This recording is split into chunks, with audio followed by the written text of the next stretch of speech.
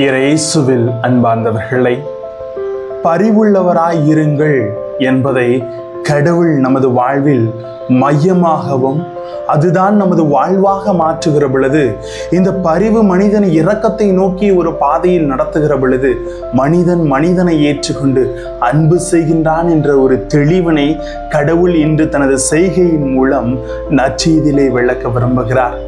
வாங்க, வார்த்தையோடு பயணம் செய்து பரிவுள்ளவர்களாய் வாழவும் பரிவின் மேன்மை புரிந்து கொள்ளவும் தெரிந்து கொள்ளவும்.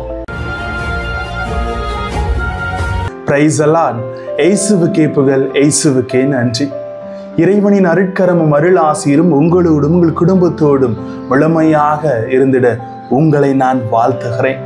அன்பில் இனியவர்களே, திருத்தந்தை பிரான்சிஸ் அவர்களுடைய ஃப்ரத்தர்லி துத்தி என்னும் சமூக சுற்றுமடலில் அனைவரும் உடன் பிறந்தோர் என்பதை நமது வாழ்க்கையில் அனைவரும் ஒரு உடன் பிறந்த சகோதரத்துவத்தோடு வாழ வேண்டும் என்பதை அழகாக சுட்டி காட்டிருக்கிறார். இதன் மூலம் பரிவு பற்றி அவர் அதிகமான விளக்கங்களை தந்திருக்கிறார். பரிவு இருக்கிற இடத்தில் தான் பாசம் இருக்கும். இது வெறும் உணர்வு அல்ல, உணர்ச்சியாக இருக்கக்கூடாது, மாறாக வாழ்வாக மாற வேண்டும். இயேசுவின் வாழ்வில் 5000 பேருக்கு உணவு அளிக்கக்கூடியதாக இருக்கட்டும், அல்லது காணாவூர் திருமண புதுமையா, அது பரிவின் அடிப்படையில் தான் அரங்கேறி இருக்கிறது என்பதை இங்கு நமக்கு தெளிவாக உணர்த்துகிறார். இன்றைய நற்செய்தியில் தொழுநோயாளி மீது இயேசு பரிவு கொள்ளுகிறார். நீர் விரும்பினால் என் நோயை குணப்படுத்தும் என்று முழந்தால் படியிட்டு அவரை நோக்கி ஜெபிக்கிற பொழுது அவர் இரக்கம் கொள்ளுகிறார். காரணம் என்னவென்றால், மோசையின் சட்டப்படி தொழுநோயாளி ஊருக்கு வெளியே தான் வாழ வேண்டும்.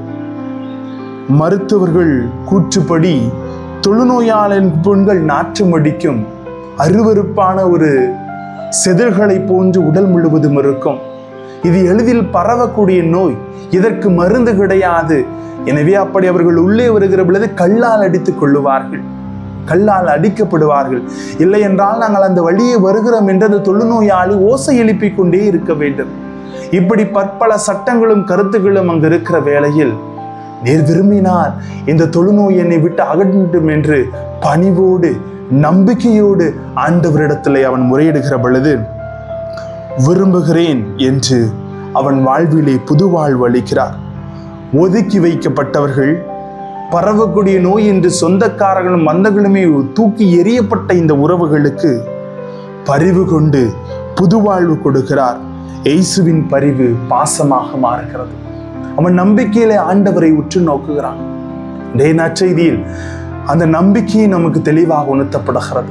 முதல் வாசகத்திலே நம்பிக்கை இழந்த மனிதர்கள் இருக்கிற வேளையில் இன்றைய நற்செய்தி நம்பிக்கை ஊட்டி பரிவின் மேன்மையில் நாம் செயல்பட வேண்டும் என்று உணர்த்துகிறார். நீர் விரும்பியதை கடவுள் செய்வார் என்பதற்கு பெயர் நம்பிக்கை இல்லை. எது சரியானதோ அதை கடவுள் செய்வார் என்பதே எதிர்நோக்கி இருப்பதற்கான பெயர்தான் நம்பிக்கை என்று உணர்த்தப்படுகிறது. கீழ்ப்படிதலே கடவுளுக்கு ஏற்றபடி என உணர்ந்து அவருக்காக பணிபுரிய வேண்டும். நம்பிக்கையின் அடிப்படையில் அவநம்பிக்கையை வேறறுத்து ஆண்டவர் மீது நம்பிக்கை கொள்ள முயற்சி எடுக்க வேண்டிய ஒரு நற்செயல்கள் தான் இன்று நற்செய்தி நமது வாழ்விலே உணர்த்துகிறது. வறியோர் மீதும் இயேசுவை போன்று இரக்கம் கொள்ளவர்களாக நாம் இருக்க வேண்டும். அன்பார்ந்தவர்களே, லூக்கா 7:23 சொல்லுவது போல, என்னை தயக்கமின்றி ஏற்றுக்கொள்வோர் பேறு பெற்றோர் என்கிறார். தொழுநோயாளி தயக்கமின்றி ஏற்றுக்கொண்டு நம்பினான், இறைவனது இரக்கத்தையும் பரிவையும் பெற்றுக்கொண்டான்.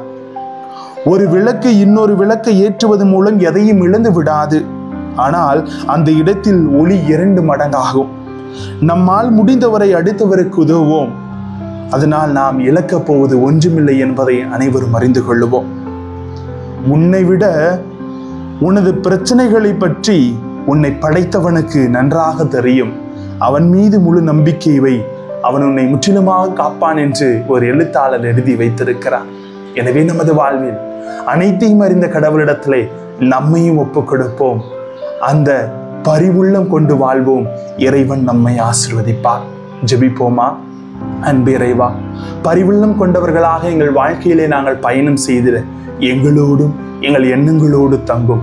பரிவு உமது இரக்கத்தை எங்கள் வாழ்விலே கொண்டு வருகிறது. அந்த இரக்கத்தின் வழியாக நாங்கள் மேன்மை மிக்கவர்களாக மாறுகிறோம் என்று உணர்ந்து கொள்கிறோம்.